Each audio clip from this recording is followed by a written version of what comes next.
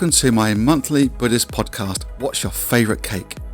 A podcast about how I use the daily practice of Nichiren Daishonin Buddhism in my life. This is my journey and how I use my Buddhist practice to enhance my life, but with the hope that I can inspire you on your journey too. What's Your Favourite Cake is available on Spotify as well as my YouTube channel, which is also where you'll find videos with audio that we can all chant along to, as well as Buddhist study videos with my take on various Goshos, as well as basics of Buddhism topics too. Before we start, I'd like to say a big thank you to all the people supporting me through my Nigel the Buddha Patreon account, because none of my content would be possible without you. Hi Buddhas, hope you're well. Welcome to another episode of my Buddhist podcast, What's Your Favourite Cake? If you listened last month, you'll know that I'm revisiting some study videos I recorded a few years ago. Those are all on my YouTube channel, so go check them out if you haven't already. Last episode was called Treasure, where one of the Goshos I revisited was called On the Treasure Tower, my absolute favourite ever Gosho. On the podcast I mentioned that I struggle a lot with low self-esteem, so it helps me to constantly remind myself that I am Treasure Tower. It's something I recite over and over in my head while I'm chanting Daimoku. And for this episode, I've named it Tiger, quite simply because another of my favourite Goshos is called General Stone Tiger. Reading it really helps me not just keep focus on my determinations, but how specific and how direct those determinations are. It's definitely the case that I struggle to keep focus in anything, I have to admit, but more specifically when chanting. I have ADHD, as I'm sure you know, I've said many times, so it's a constant battle to keep my mind focused. I often sit down to chant, absolutely determined to keep focus, and then within seconds it feels like I end up with a million random things in my head. It's quite frustrating sometimes, actually. I do think it's a common thing, though. I mean, we lead busy lives, don't we? And can anyone focus for hours and hours whilst chanting anyway? I'm not sure they can. But I bet most of you can keep focus for longer than I can. I often call this practice vocalized meditation, because when I am able to chant for a length of time with focus, I feel like I'm in the zone, so to speak. I feel lighter, like I've been able to lessen the negative load from my karmic rucksack that I carry around, that we all carry around. And if we are able to keep focus when chanting, then actually I think our Daimoku has an even greater effect. Don't you think? Okay, so let's look at General Stone Tiger in more detail, shall we? Starting with this quote.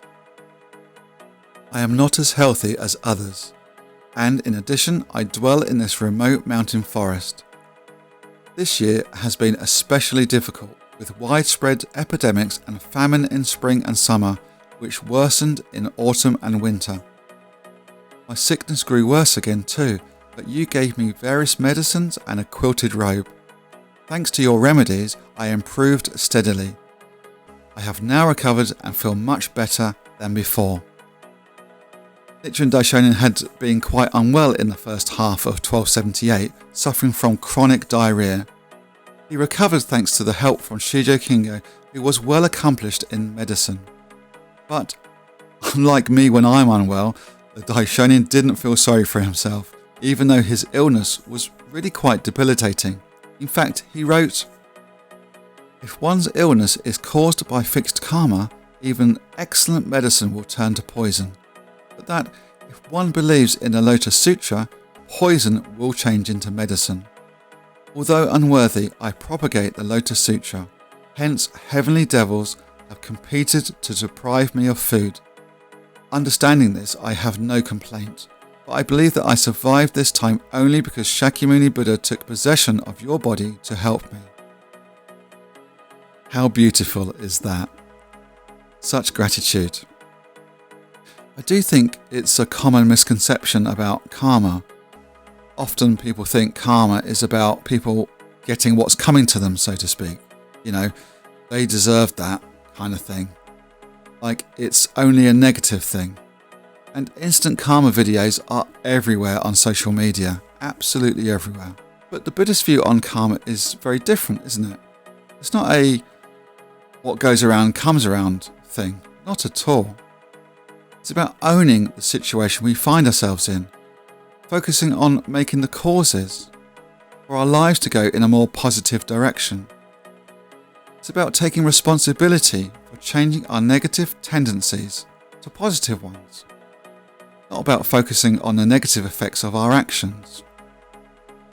Yes, karma is the result of our actions, but we can't do anything about the results, can we? Nichiren Buddhism is about cause and effect, as we know, but let's concern ourselves more about the causes we make rather than the effects.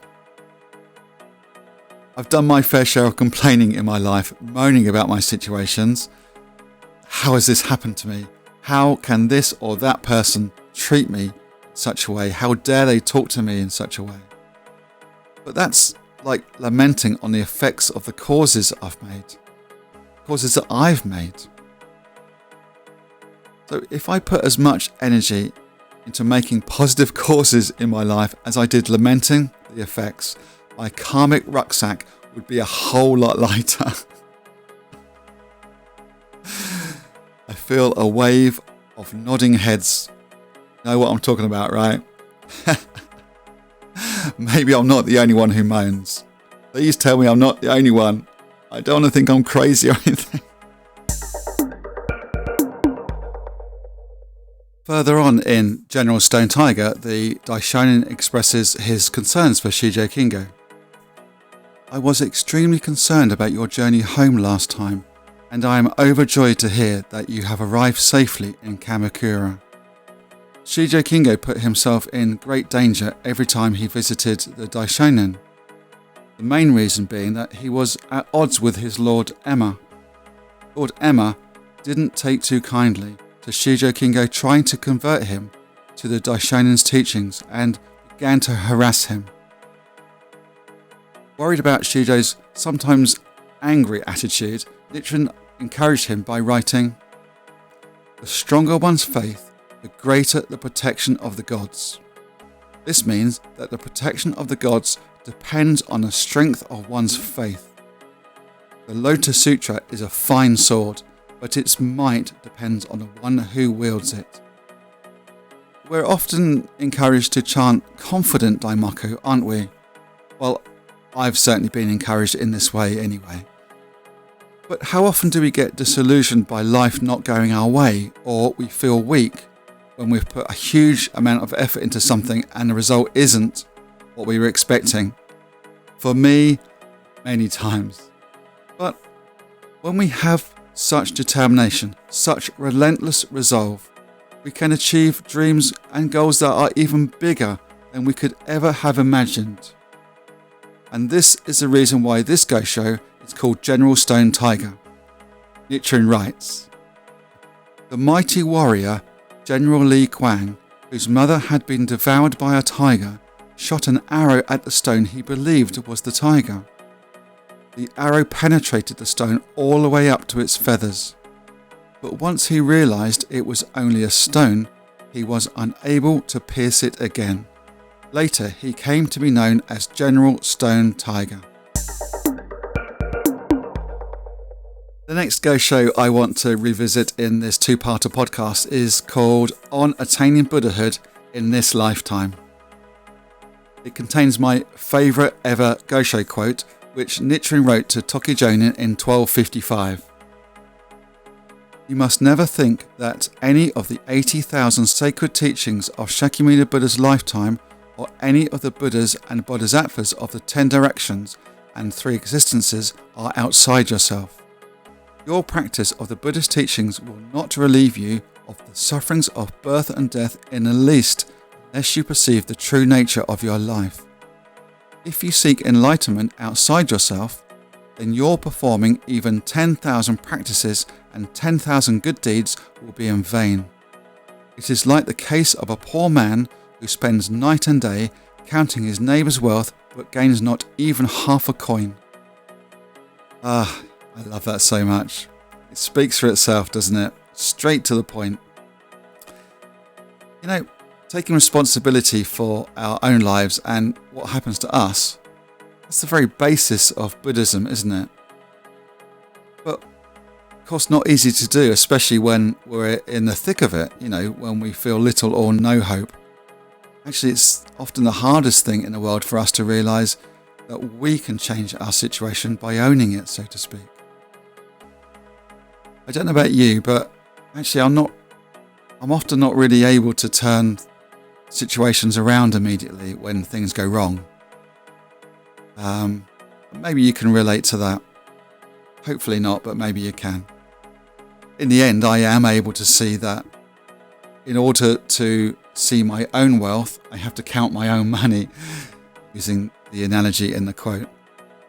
I do have some strategies to help me turn these situations around. But actually, I can't always get in front of the Gohonzon to chant. So maybe I can share some of those strategies with you now. They might inspire you when you go through hard times. Maybe you can share your strategies too. Firstly, I try to be kind to myself. Sounds simple, right? But actually, it really does take effort. Another thing I might do is I might put down my laptop to watch my favourite TV programme or film whilst eating my favourite food, for example. Or I might just go get some exercise, have a walk, or take the dogs out for a walk in the countryside. Or I might even need to just take myself off to bed and hide away, if you like. In this Gosho on attaining Buddhahood in this lifetime, Nichiren writes, "If you wish to free yourself from the sufferings of birth and death you have endured since time without beginning, and to attain without fail unsurpassed enlightenment in this lifetime, you must perceive the mystic truth that is originally inherent in all living beings. This truth is Myoho Renge Kyo. Chanting Myoho Renge Kyo will therefore enable you to grasp the mystic truth innate in all life. Whether it's chanting or doing things I just mentioned, ultimately I am, if you like, breaking the chains of my suffering by perceiving the mystic truth of my life." I wonder if, before you read a Gosho, you look at its background first? Do you do that? I do. It's actually, for me, it's really important to know the circumstances in which it was written. And it's especially the case for this last Gosho I'd like to revisit. It's called Reply to Kyoto. It's where Nichiren Daishonin explains the significance of the Gohonzon to Shijo Kingo and his wife Nichiren Yo. In the study video I did, I spoke about how I felt Shijo and Nichiren Yo were so amazing. Really, truly amazing. I was blown away whenever I read the Gosho. They had 2 children at the time, Kyoto being the youngest at a year old. And it's hard enough raising a family, isn't it? It's really hard. Extremely rewarding, but really hard. It's not easy.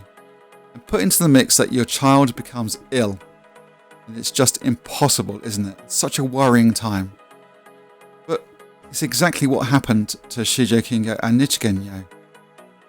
Kyoto had become seriously ill, yet her parents still had room in their hearts and a presence of mind to help Nichiren. In the Gosho he wrote, "Just when I was longing to hear from you once again, the messenger whom you took the trouble to send arrived. In my present circumstances, your gift of money is far more valuable than any treasure to be found on land or sea." How amazing is that? Honestly, I don't think I could do that. And I don't think I'd blame anyone for thinking only of their own family, especially when their child is so sick. Are you like that? Do you have it in you to do that, to help people when you're going through such hard times? If that's you, then I am in awe of you and I salute you. Okay, so in this Gosho, the Daishonin encouraged Kyoto's parents to firmly believe in the Gohonzon, since its unlimited potential will surely cure Kyoto's illness. But the Gohonzon itself is just a scroll, so clearly it can't cure an illness or any sickness. The value of the Gohonzon is what we give it, as Nichiren writes. Believe in this mandala with all your heart. Nam Myoho Renge Kyo is like the roar of a lion. What sickness can therefore be an obstacle? We call it a mirror image of our inner self, don't we? So when we believe the Gohonzon is limitlessly powerful, we are believing in our full potential as human beings. We can achieve anything. Thank you so much for listening, or listening and watching on YouTube if you're one of those wonderful patrons of mine. Thank you so much. For the next couple of months, I'll be revisiting some of my favourite points from the Basics of Buddhism study videos I also did on my YouTube channel a few years ago. You have been listening to What's Your Favourite Cake, a monthly podcast about how I use Buddhism in my life. Come chant with me on my YouTube channel when I go live, and check out my Inspirational Quote video shorts too. Thank you so much for your support.